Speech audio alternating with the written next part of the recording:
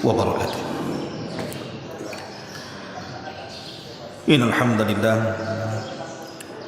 nahmaduhu wa nasta'inuhu wa nastaghfiruh wa na'udzu billahi min shururi anfusina wa sayyiati a'malina may yahdihillahu fala mudilla lahu wa man yudlil falan tajida lahu waliyyan mursyida. Amma ba'du, ma'asyiral muslimin, jamaah salat subuh yang dimuliakan Allah Subhanahu wa taala. Alhamdulillah, di pagi hari ini kita bisa duduk kembali untuk bertalabul ilmi. Dan sebagai faedah di pagi hari, kita akan membahas 15 tanda kalau ada pada diri kita, ketahuilah bahwa kita telah diserang oleh penyakit hasad. Apa saja 15 tanda yang kalau tanda ini ada pada seseorang berarti orang itu terkena penyakit hasad. Tentu kita tahu bahwa bahaya hasad ini luar biasa. Karena di antara dikutuknya iblis dan diturunkan dari surga ke bumi, salah satunya karena hasad. Makanya hasad itu adalah penyakit yang pertama kali di langit dan yang pertama kali juga di bumi. Adapun di langit ma'ruf hasadnya iblis kepada Adam, adapun di bumi hasadnya Qabil kepada Habil. Ma'asyiral muslimin yang dimuliakan Allah Subhanahu wa taala, tidak memperpanjang muqaddimah.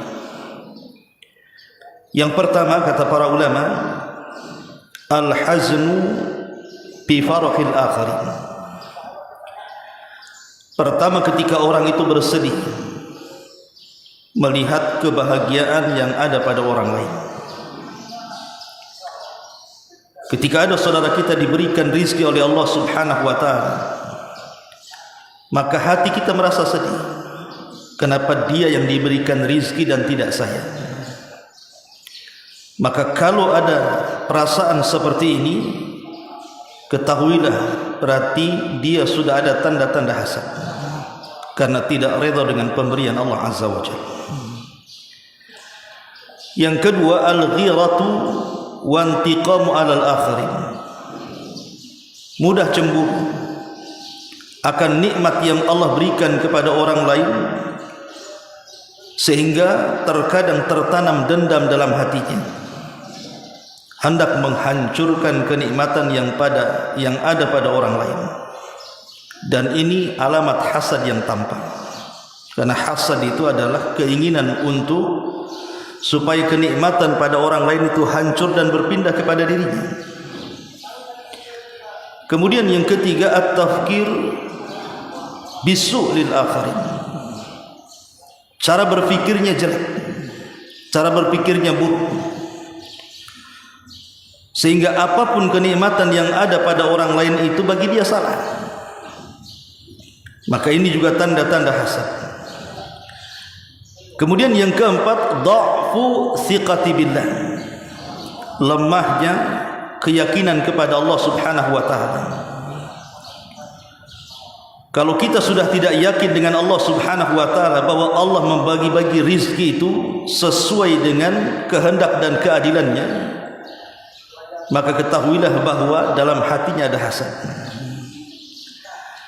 Kemudian yang kelima, al-qalaqu bi nafsihi. Orang yang hasad itu tidak akan tenang. Kenapa? Karena orang hasad itu menyimpan api dan bara api dalam hatinya. Dia tidak suka dengan orang lain, makanya hidupnya tidak akan tenang. Kemudian yang keenam, asy'ur ala dha'fi nafsi amam al-akharin. Merasa rendah diri di hadapan orang lain. Maka ini juga salah satu tanda-tanda hasad yang disebutkan para ulama. Kemudian yang nomor 7, asy'uru bil farahi bi musabil akharin. Dia senang kalau seandainya saudaranya ditimpa musibah. Jadi kalau ditimpa musibah saudaranya, dia senang. Bukannya ikut bersedih dan juga merasa iba, tapi tidak. Dia senang kalau ada saudaranya terkena musibah. Kemudian yang nomor 8, khubsun nafsi, buruknya jiwa sehingga muncul perasaan al-bukhlu wasyuh, bakhil dan kikir. Orang hasad itu identik dengan bakhil, karena dia takut kenikmatannya hilang sehingga orang lain akan mengambilnya. Ini yang nomor 8. Yang nomor 9, intisyarul fitan wa tatabbu fi auratil akharin. Biasanya orang hasad itu suka menebar fitnah. Kalau ada orang yang tidak disukai dia, maka dia akan sebarkan fitnah kepada orang itu. Bahkan akan mencari-cari aib dan aurat orang itu supaya buruk di mata manusia. Itulah orang hasad. Kemudian yang nomor 10, la yu'minu bi qadarillahi wa qada'ihi. Orang hasad itu hakikatnya tidak beriman dengan takdir Allah dan tidak beriman dengan keputusan Allah Subhanahu wa taala. Sehingga orang hasad itu cenderung tasakhut. Hatinya tidak terima. Kenapa orang lain begini, kenapa saya tidak? Kenapa orang lain begitu, kenapa saya tidak? Maka ini ciri orang hasad. Kemudian yang nomor 11, la yubarak lil akharin fir rizqi. Kalau ada saudaranya mendapatkan rizki Allah Subhanahu wa taala, dia tidak mau mendoakan keberkahan.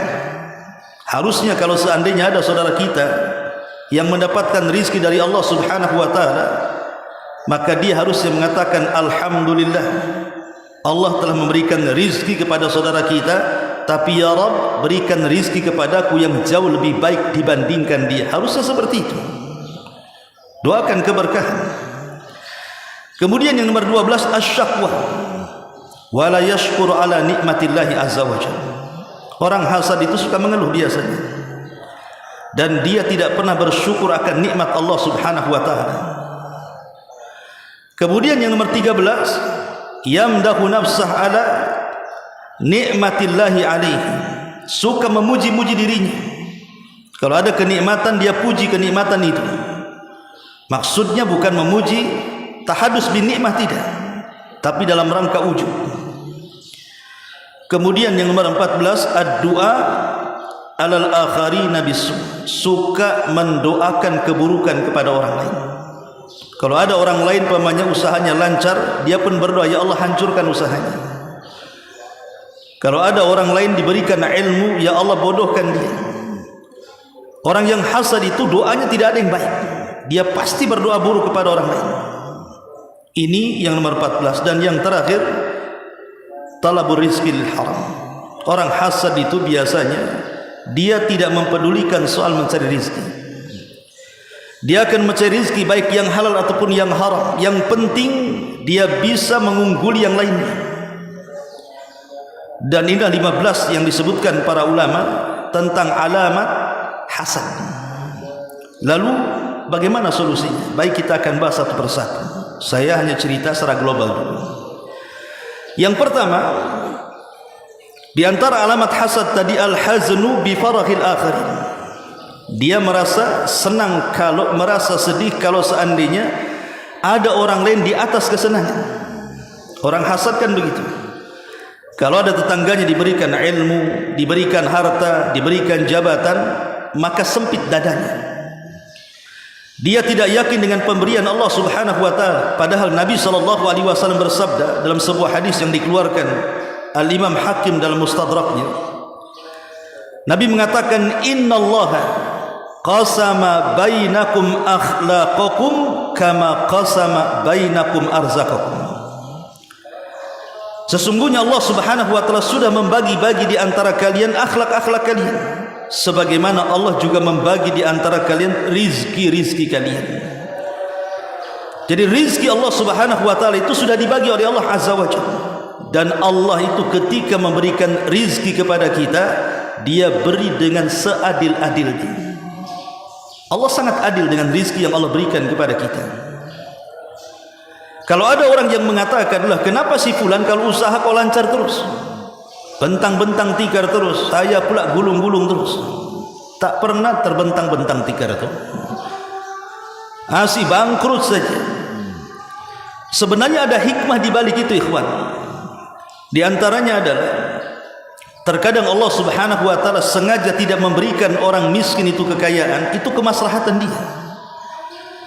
Sebab ada orang-orang miskin itu kalau diberikan kekayaan dia tidak siap kaya. Sehingga Allah Subhanahu wa taala berfirman, "Kalla innal insana la yatgha an ra'ahu istaghna." Sekali-kali manusia itu mudah melampaui batas kalau Allah bentangkan rezekinya. Banyak orang-orang susah tadinya alim, tadinya taat, ketika diberikan kekayaan maksiat pula dia. Kenapa? Karena alat maksiatnya sudah di tangannya. Makanya semua ada hikmahnya. Kenapa orang sakit tidak disembuhkan? Boleh jadi ada hikmah di situ. Kenapa orang kaya tidak dimiskinkan? Boleh jadi kalau miskin dia bejat. Begitulah Allah Subhanahu wa taala sudah membagi-bagi rizki itu sesuai dengan kehendak dan keadilannya. Ma'asyiral muslimin yang dimuliakan Allah Subhanahu wa taala. Yang kedua, al-ghiratu wa intiqam 'alal akharin. Tadi saya sebutkan orang hasad itu biasanya cemburunya besar. Kecemburuan inilah yang kemudian menanamkan sifat dendam. Akhirnya kemudian ingin balas dendam. Betapa banyak kemudian orang-orang yang tersaingi usahanya, dia datang ke dukun, dia datang ke tukang sihir, minta disihir pula. Akhirnya kemudian menyakiti orang lain karena takut tersaingi kan. Itulah orang hasad. Makanya Allah Subhanahu wa taala mengatakan dalam surah Thaha ayat 131 itu, wala tamudanna ainaika ila ma matta'na bihi azwajan minhum zakhratal hayatid dunya linaftinahum fihi wa rizqu rabbika khairun wa abqa.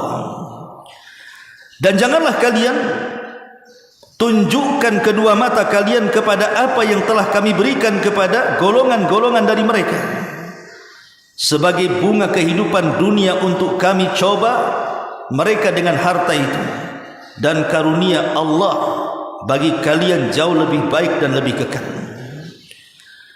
Di sini Allah Subhanahu wa taala melarang untuk melihat kenikmatan yang Allah berikan pada orang lain. Makanya ada kaidah yang sering saya ulang-ulang, jangan pernah melihat ke atas, lihatlah ke bawah. Sebab kalau kita terus melihat ke atas, melihat kesuksesan orang, melihat harta orang, melihat pekerjaan orang, lambat laun akhirnya kita pun tertanam hasad di situ. Tapi syukurilah apa yang Allah berikan kepada kita, itu yang terbaik, itu yang disebut qanaah namanya. Redha dengan pemberian Allah Subhanahu wa taala. Kemudian yang ketiga, orang hasad itu cara berpikirnya jahat, cara berpikirnya buruk sekali.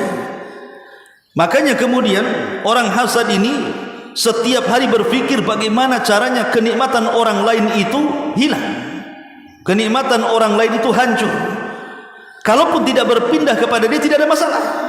Yang penting kalau dia kaya, hancur kekayaan, sama-sama miskin, gitu maksudnya. Lah ini kan cara berpikir seperti ini bagian daripada waswas syaitan.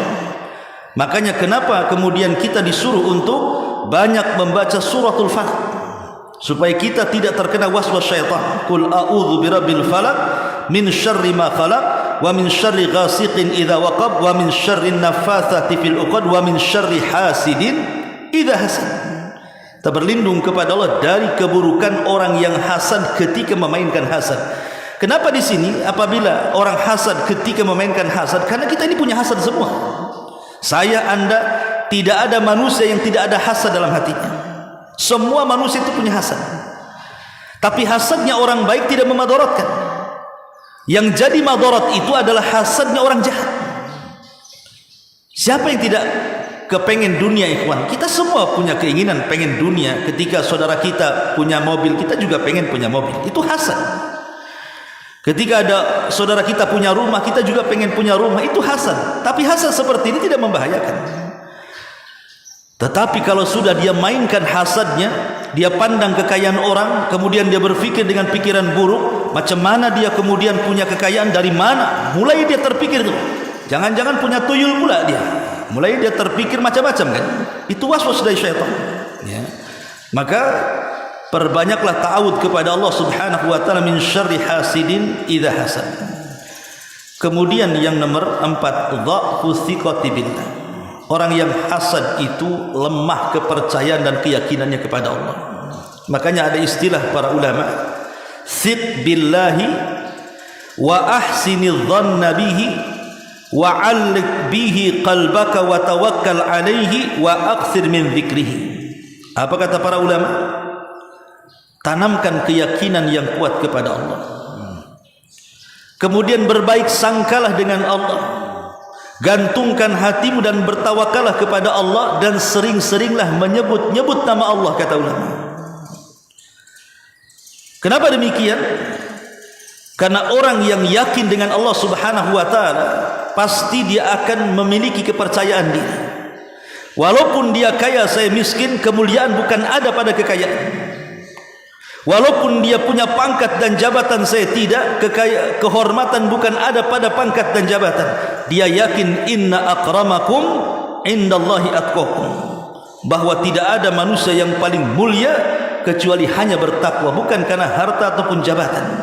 Dia yakin dengan Allah bahwa kemuliaan itu bukan karena harta, kemuliaan bukan karena pangkat dan jabatan, tapi kemuliaan karena ketakwaan. Itulah keyakinan yang kuat kepada Allah Azza wa Jalla. Dengan itulah tenang hatinya.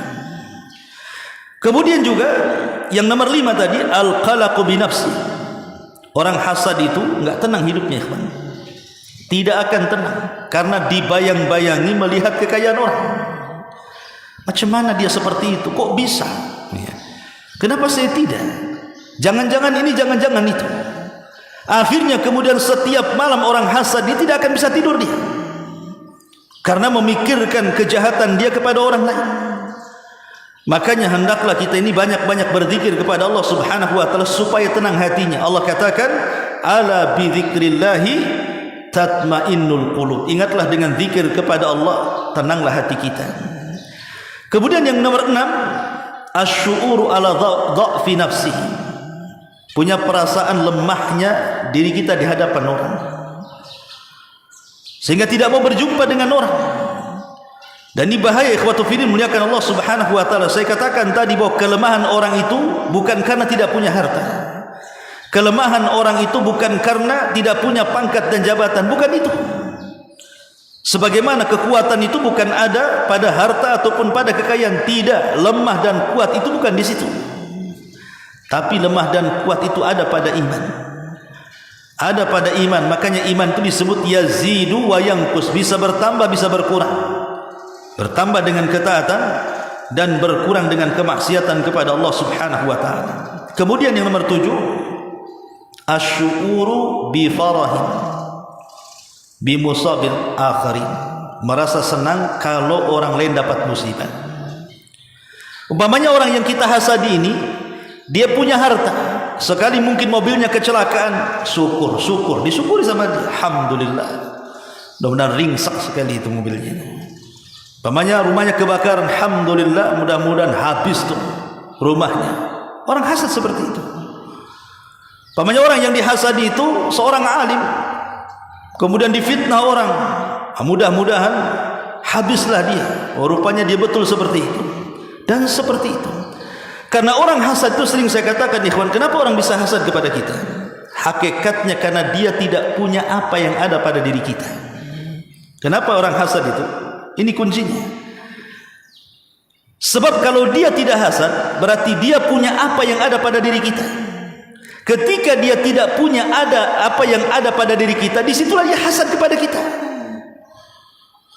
Makanya kemudian tumbuh sifat-sifat seperti ini, di mana dia merasa senang kalau seandainya ada orang lain itu terkena musibah, orang yang dihasadinya terkena musibah, oh senang dia, alhamdulillah katanya. Padahal di antara amalan yang paling bermanfaat yang ditanyakan sahabat kepada Rasul, ayyun nas ahabbu ilallah. Rasul, manusia seperti apa yang paling dicintai Allah Subhanahu wa taala? Kemudian juga Nabi SAW ditanya lagi, wa ayyul a'mali ahabu ilallah. dan amalan apa yang paling dicintai Allah Subhanahu wa taala? Maka Nabi sallallahu alaihi wasallam mengatakan, adapun manusia yang paling dicintai adalah anfa'uhum linnas, orang yang banyak memberikan manfaat kepada manusia. Adapun amalan dicintai Allah, kata Rasul, sururun tudkhiluhu ala muslim, kebahagiaan yang kita tanamkan kepada saudara kita yang muslim. Jadi harusnya kalau seandainya saudara kita terkena musibah, bukan senang kita, tapi kita datangi kemudian kita hibur dia, kita takziah kepada dia, berikan kesabaran, katakan innalillahi wa inna ilaihi rajiun, Allahumma hjurni fi musibati. Katakan seperti itu. Semua datang dari Allah, kembali kepada Allah, berdoalah, ya Allah berikan pahala akan musibah yang menimpaku. Harusnya itu yang kita ucapkan kepada orang-orang yang terkena musibah. Kemudian juga yang nomor 8, khubsun nafsi. Orang hasad itu buruk jiwanya.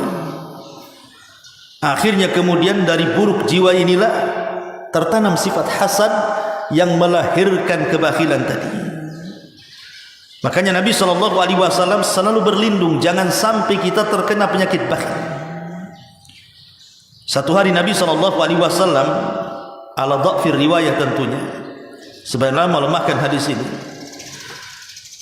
di waktu di luar solat Nabi SAW keluar. Entah kenapa kakinya dilangkahkan ke masjid. Rupanya di masjid itu ada seorang sahabat namanya Abu Umamah. Nabi SAW bertanya kepada Abu Umamah, kenapa anda duduk di masjid di luar waktu solat wahai Abu Umamah? Maka Abu Umamah mengatakan di hadapan Nabi SAW, ya Rasulullah, humumun lazimatni wa duyunu. Stres wahai Rasul, banyak utang. Rupanya bukan kita aja yang banyak utang, sahabat pula ada juga yang banyak utangnya. Akhirnya kemudian kata Nabi SAW, maukah ku ajarkan kepadamu beberapa kalimat yang kalau engkau baca di pagi dan sore hari, adhaba ankal hazan wa qada anka dainak, Allah akan hilangkan kesedihanmu, stresmu, dan Allah akan lunasi hutang-hutangmu. Maka tentu Abu Umamah dengan cekatan mengatakan, tentu ya Rasul, ajarkanlah doa itu kepadaku. Maka Nabi SAW mengajarkan doa kepada Abu Umamah, doa yang luar biasa. Allahumma inni a'udzubika minal hammi wal hazan wal ajzi wal kasal wal bukhli wal jubni wa dhala'id daini wa ghalabatir rijal. Kata Nabi SAW, bacalah di pagi dan sore hari. Maka Abu Umamah bercerita, aku langgengkan doa ini setiap pagi dan juga setiap sore. Apa yang terjadi? Dia datang kepada Nabi SAW dan mengatakan, ya Rasulullah, wa qad dhahaba anni hammi wa qada anni daini. Dia mengatakan, Rasul, stresku sudah hilang, hutangku sudah terbayar. Lihat kandungan doanya. Di sini Nabi SAW mengatakan, ya Allah, aku berlindung kepadamu dari alham, kegundahan, wal hazdan, kesedihan. Gundah dengan sedih tentu berbeda. Artinya gundah ini perkara yang akan datang. Stres dia, cemana anak saya, cemana pekerjaan saya, cemana hidup saya. Itu stres mikirkan yang akan datang. Tapi kalau sedih ini memikirkan yang sudah berlalu. Pekerjaannya hancur, karirnya hancur, jabatannya hancur, sudah purnawirawan, dan macam-macam. Dia mikir yang lama-lama, sedih akhirnya. Kemudian yang kedua, wal ajzi wal kasal, lemah dan juga malas. Apa bedanya lemah dan malas? Kalau lemah itu, kita sakit, contoh umpamanya kita sakit, pengen ke masjid, tak bisa, itu namanya lemah karena sakit, ya kan? Tapi dia bisa ke masjid tapi tak ke masjid, itu namanya malas, ya. Lah kita berlindung dari dua-duanya, dari lemah dan juga malas, ya. Kemudian wal bukhli wal jubni, orang bakhil dan penakut. Orang bakhil dan penakut. Terkadang orang bakhil itu, kenapa dia bakhil? Karena dia takut rizkinya berkurang, sehingga dia tidak mau sedekah. Padahal bakhil itu tidak mendatangkan rizki, dan sedekah itu tidak mengurangi rizki. Rizki kan sudah dicatat, ikhwan. Anda bakhil supaya kaya, tidak akan bertambah rizki. Rizki itu segitu-segitu saja. Mau bakhil pun segitu saja. Sebagaimana ada sedekah pun tidak mungkin berkurang. Bahkan Rasul mengatakan mana naqasa min mali sadaqah bal yazdad bal yazdad bal yazdad. Tidak mungkin berkurang harta yang disedekahkan, bahkan bertambah. 3 kali Rasul mengatakan bal yazdad. Dan kita harus yakin wal jubni, dan penakut. Orang penakut ini susah dia mau sukses. Dia sudah punya modal, sudah punya skill, tapi mikir usaha enggak jadi usaha, penakutnya enggak akan sukses hidupnya, ya. Itulah disebut penakut. Kita berlindung dari perkara seperti ini. Wa dhala'id daini wa ghalabatir rijal, dan terkalahkan oleh hutang, ataupun karena budi baik orang sehingga kita tidak berbuat al-amru bil ma'ruf wan nahyu 'anil munkar. Karena ada orang yang mungkin terlalu baik dengan kita. Ketika orang yang terlalu baik dengan kita ini melakukan kesalahan, kita tak berani menegur. Kenapa? Budi baiknya sudah sampai kepada kita. Itu namanya ghalabatir rijal. Kalau dhala'id dain ini ya karena banyak hutang gitu. Maka kita berlindung salah satunya minal bukhli wal jubni. Ini solusinya. Kemudian yang nomor 9, tunsyirul fitan bainal akharin wa tatabbu aurat lil akharin. Biasanya orang hasad itu suka menyebar fitnah dia, dan suka mencari-cari aurat orang, terutama orang yang dihasadi. Macam mana dia caranya hancur, sehancur-hancurnya disebar fitnah supaya dihancurkan, ataupun dicari-cari aib, jadi korek-korek aibnya supaya orang tahu, akhirnya kemudian hancur orang dihasadinya. Dan ini bahaya. Allah Subhanahu wa taala mengatakan, innal ladzina yuhibbuna an tashi'al fahishatu fil ladzina amanu lahum adzabun alim fid dunya wal akhirah wallahu ya'lam wa antum la ta'lamun. Sesungguhnya orang-orang yang ingin agar perbuatan yang sangat keji itu tersebar di kalangan orang-orang yang beriman, maka mereka akan mendapatkan azab yang pedih di dunia dan di akhirat, dan Allah mengetahui sementara kalian tidak mengetahuinya. Lihat bagaimana orang-orang yang menyebar fitnah Allah ancam dengan azab. Kemudian nomor 10, orang yang hasad itu hakikatnya tidak beriman dengan qada dan qadar, tidak beriman dengan takdir Allah Subhanahu wa taala. Karena biasanya orang yang hasad seperti yang saya katakan tadi, dia pasti akan protes dengan Allah. Ya Allah, kenapa anak orang sukses, anak saya pula tidak? Kenapa orang itu usahanya lancar terus, kenapa saya tidak? Kenapa orang itu sehat terus, kenapa saya sakit? Ya Allah, kenapa? Asyik kenapa saja. Itulah orang hasad. Dia menolak takdir Allah Subhanahu wa taala. Dan ini bahaya menolak takdir Allah, karena di antara syarat keimanan adalah antu'mina bil qadari khairihi wa syarrihi. Kita beriman dengan takdir, baik takdir itu baik kepada kita ataupun takdir itu tidak baik kepada kita. Kita harus beriman di antara takdir itu semua ada hikmah dan kebaikan. Dan itulah yang disebut dengan qanaah tadi. Harus redha dengan pemberian Allah Subhanahu wa taala. Kemudian yang nomor 11 adalah tidak pernah mendoakan berkah kepada orang. Lisannya kaku. Harusnya kalau seandainya ada saudara kita beli mobil, ya, semoga Allah berkahi mobil antum. Ada saudara kita bangun rumah, semoga Allah berkahi rumah antum. Ada saudara kita punya anak cantik, cerdas, pintar, semoga anak antum menjadi anak yang soleh dan soleh. Kan seperti itu harusnya.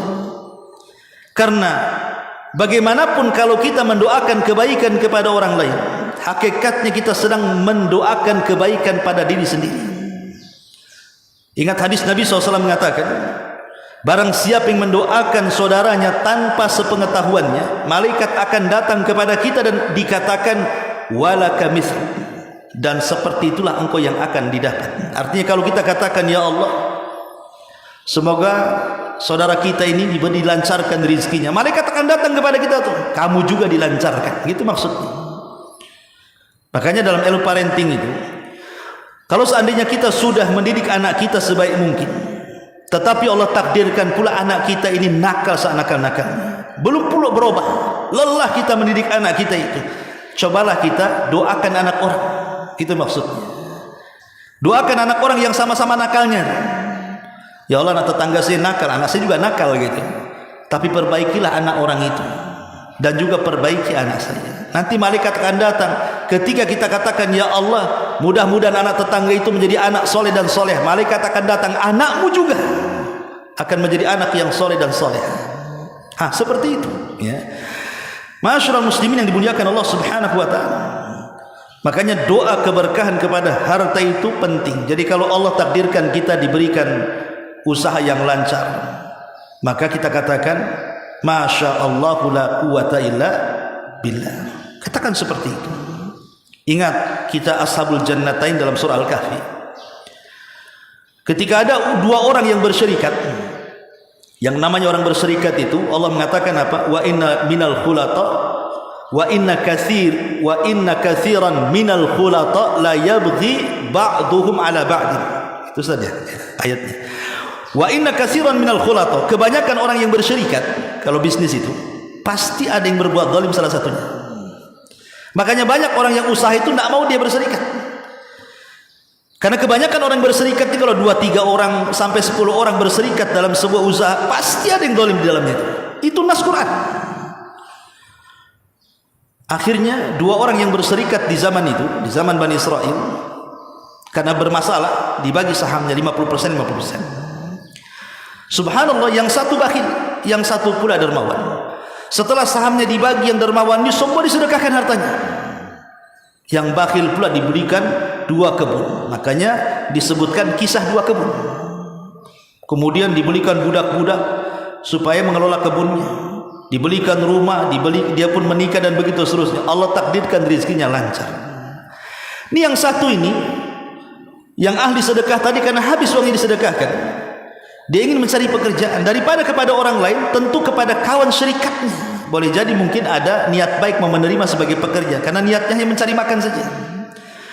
Tapi setelah ketemu, sombong pula nih kawannya dan mengejek, mana modalmu? Kenapa tidak seperti saya, katanya. Kenapa kau tidak seperti saya? Lihat tuh kebun saya, lihat pekerja saya, lihat harta saya. Sombong pula dia.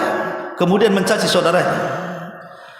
Akhirnya Allah Subhanahu wa taala turunkan adab. Setelah dia ingin memamerkan kekayaannya, dia tidak mengatakan Masya Allah la quwata illa billah.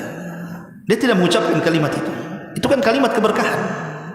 Ketika sampai di kebunnya, datang halilintar kemudian membakar seluruh kebunnya sampai ke para-para, habis ludes. Makanya Allah Subhanahu wa taala gambarkan dalam Al-Qur'an kan kisah ini, Anda bisa lihat dalam surah Al-Kahfi. Ma'asyiral muslimin yang dimuliakan Allah Subhanahu wa taala, kembali yang nomor 12, bahwa orang yang punya hasad itu biasanya suka syakwa, banyak mengeluh dan tidak bersyukur akan nikmat Allah Subhanahu wa taala. Ya tadi mengatakan kenapa si anu begini, kenapa saya, mengeluh dia. Dia salahkan Allah Subhanahu wa taala, seolah-olah musibah yang Allah berikan kepada kita itu bukan sebuah nikmat tapi sebuah azab. Apapun musibah yang Allah berikan, baik musibah ringan berat, dia katakan Allah sedang mengadab saya. Ini kan bahaya. Pada terkadang musibah itu Allah Subhanahu wa taala berikan kepada kita karena kecintaan Allah kepada kita kan. Innallaha idza ahabba qauman ibtalahum. Allah itu kalau suka dengan seorang hamba, pasti Allah uji hamba itu. Kalau dia redha, Allah senang. Tapi kalau dia murka, Allah lebih murka lagi. Ma'asyiral muslimin yang dimuliakan Allah Subhanahu wa taala. Kemudian yang nomor 13, ciri orang hasad itu selalu memuji dirinya, memuji kekayaannya, bahwa dia lebih pintar, dia lebih kaya, dia lebih hebat, dia lebih cerdas. Atau dengan kata lain ananiyah namanya, akuisme. Nah ini bahaya orang yang hasad seperti ini. Kemudian yang nomor 14, selalu mendoakan doa buruk. Ini orang hasad, ciri orang hasad itu selalu mendoakan doa buruk kepada saudaranya. Kalau kita selalu mengatakan doa yang tidak baik, sudah hancur saja dia itu. Ngapain juga dia? Sudah binasakan saja dia, ya Allah. Celakakan dia, ya Allah. Bangkrutkan usahanya, ya Allah. Semoga tidak dapat jabatan itu untuk dia, ya Allah. Begitu terus dia mendoakan doa keburukan. Itu alamat hasad yang paling parah tuh. Sehingga yang terakhir, biasanya orang hasad, mereka akan berusaha menghalalkan segala cara, termasuk juga dalam mencari rizki. Ini 15 alamat kalau ada pada diri kita. Hati-hati, berarti kita ini punya hasad. Hasad ini ada 3 macam. Ada yang sifatnya ucapan, ada yang sifatnya perbuatan, atau diam, tidak bicara, tidak berbuat. Contoh, ada hasad itu sifatnya kaul, ucapan, di mana ucapannya berkeinginan supaya kenikmatan orang lain itu hancur dan berpindah kepada dia. Dia ngomong seperti itu. Ini contoh yang pertama. Yang kedua, hasad perbuatan. Hasad perbuatan ini yang bahaya. Biasanya kalau tidak suka dengan orang, dia sewa orang, hancurkan orang itu. Sewa preman, hancurkan orang itu. Sewa tukang sihir orang itu. Bahaya nih kalau sudah seperti ini. Atau diam saja. Diam, dia tidak ngomong, dia tidak melakukan sesuatu. Pura-pura bego saja dia. Dia tidak memberitahu kepada orang lain supaya kalau tidak diberitahu dia tidak sukses. Pamannya orang cari pekerjaan, cari lowongan, dia padahal dia tahu ada lowongan kerja tuh, nggak mau dikasih orang tuh. Memang orang itu butuh sama orang, dan ini memang skillnya punya, diam dia, takut dia berhasil. Nah, ini kan hasad juga nih. Nah, yang seperti ini bahaya, ikhwatu fiddin, muliakan Allah azza wajalla. Makanya ada istilah para ulama. Ya, ada istilah para ulama, orang yang hasad itu ghammun la yanqati, musibatun la yujar 'alaiha, madhammatun la yuhmad 'alaiha, sakhatu rabbi azza wajalla yughlaqu anhu babut taufiq. Orang hasad itu selalu hidupnya bingung, tidak terputus. Musibah tidak dapat pahala, celaan tidak dapat pujian, dan dia mendapatkan kemurkaan Allah dan pintu taufik tertutup bagi dia. Ada juga para ulama mengatakan bahwa orang yang hasad ini adu nikmatillah. Hakikatnya orang yang hasad itu adalah musuh bagi nikmat Allah. Sebagian ulama mengatakan bahwa orang yang hasad itu tampak pada 5 perkara. Annahu abghadu kulli nikmatin dhaharat ala ghairi. Dia paling murka kalau ada kenikmatan ada pada orang, marah dia. Ini yang pertama. Yang kedua, annahu sakhitun li qismati rabbih. Dia marah akan pemberian Allah, tidak suka kalau Allah memberikan itu. Kan suka-suka Allah memberi orang. Dia pula yang mengatur Allah subhanahu wa ta'ala. Ya Allah, jangan kau kasih, kenapa kau kasih dia? Masa dia murka sama Allah coba. Kemudian yang ketiga, annahu dhadullahi bifi'lihi. Dia sedang melawan Allah dengan perbuatannya, karena dia tidak yakin dengan Allah. Kemudian yang keempat, annahu khadalul awliya'illah. Orang yang hasad itu selalu merendahkan wali-wali Allah subhanahu wa ta'ala. Dan yang nomor 5 yang paling bahaya orang hasad itu, annahu a'ana aduwahu iblis. Dia sudah menolong musuhnya iblis, karena hasad itu warisan iblis. Kalau kita hasad berarti kita menolong musuh kita sendiri, iblis. Bahkan ulama mengatakan annal iman ya'muru sahibahu bitaslim. Iman itu memerintahkan pelakunya untuk senantiasa berserah diri kepada Allah subhanahu wa ta'ala. Tapi sebaliknya orang hasad, maka hatinya memerintahkan untuk supaya menolak apapun putusan Allah subhanahu wa ta'ala. Luar biasa ya, orang hasad ini. Makanya ada 4 perkara yang harus kita lakukan. Pertama, jauhi orang yang hasad. Jauhi orang yang hasad. Masalahnya kita tidak tahu yang hasad itu mana. Antum nih rumah depan belakang yang hasad dengan kita itu kan tidak tahu yang mana satu. Orang hasad itu kayak setan nih kawan, nggak bisa dilihat. Kadang-kadang nampak baik sama kita, dia pula orang yang hasad dengan kita.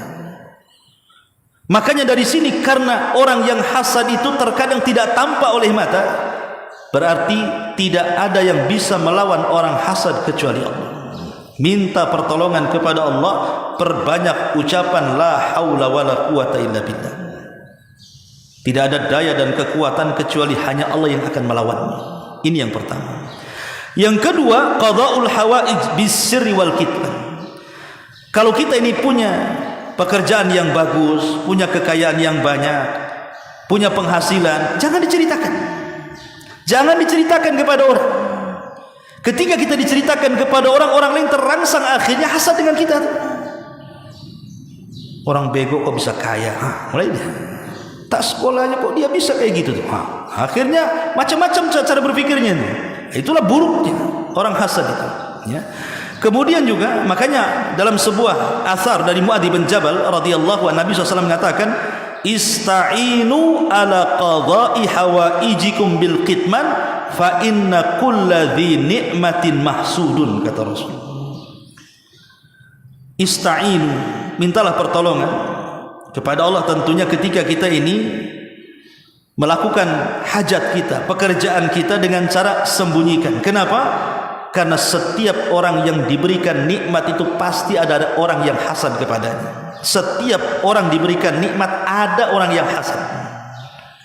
Maka sembunyikan itu. Kemudian yang nomor 3, al-muwadhabatu al-adhkaris sabahi wal masa. Biasakan zikir pagi petang, karena itu adalah salah satu hisnu al-muslim, menjaga seorang muslim dari musuh-musuhnya baik syaitan ataupun orang yang hasad. Dan yang terakhir, al-isti'adzatu min syarri hasid. Berlindunglah kepada Allah dari keburukan setiap orang yang hasad. Dan ingat, kalau hasad sampai kepada tingkat ain, ingat hasad itu bisa sampai ke tingkat ain. Ain itu sihir mata. Terkadang orang itu bisa tersihir oleh mata orang hasad, bisa sampai stroke. Jadi kalau ada orang stroke itu semata-mata bukan penyakit. Ya mungkin salah satunya karena penyakit juga, tapi salah satu penyebab orang bisa stroke, bisa sakit tebaring itu karena penyakit ain yang ditimbulkan orang hasad. Makanya kata Nabi SAW, cara menyembuhkannya adalah ambil air wudu, kemudian wudukan dia. Setelah wudu, kemudian air bekas wudunya itu diletakkan di semua badan dia, dioleskan tadi sekitar ketiak, di sekitar sendi-sendi, ya, supaya dengan itu terlepas hasadnya.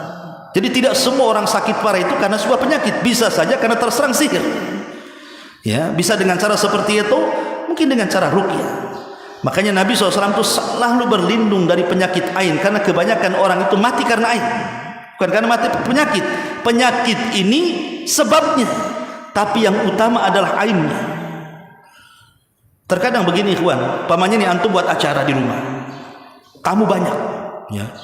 Ketika banyak tamu, kita bisa cengenges-cengenges kan, bisa senyum-senyum, bercanda. Tapi ketika satu-satu tamu itu hilang, tiba-tiba kita bisa bertengkar dengan istri, kita bisa marah dengan anak, kita bisa bertengkar dengan orang tua. Loh, ketika ada acara nggak ada masalah. Boleh jadi di antara semua undangan yang kita undang itu salah satunya ada orang hasad. Makanya kenapa kalau kita buat acara besar itu, berlindunglah kepada Allah Subhanahu wa taala, jangan sampai orang hasad masuk dalam acara kita. Ini di antara anjuran para ulama. Wallahu a'lam bishawab. Subhanallah bihamdika asyhadu an la ilaha illa anta astaghfiruka wa atubu ilaik. Allahu taala alam. Assalamualaikum warahmatullahi wabarakatuh.